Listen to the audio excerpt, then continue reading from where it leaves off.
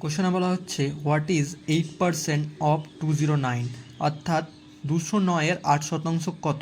তো আমরা ধরি যে 8% অফ 209, তাহলে আমরা কী করলাম, আগের থেকেও আমরা শিখেছিলাম যে 8/100 আমরা করতে পারি, শতাংশকে উঠাচ্ছি, সমান ধরলাম 8%, 209-এর 8% হচ্ছে এক্স, তাহলে x/209।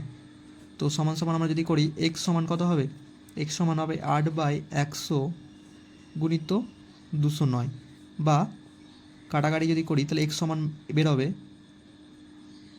1672/100 সমান 16.72।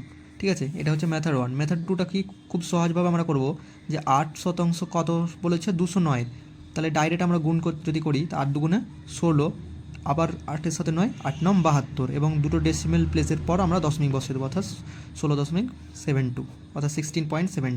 ধন্যবাদ।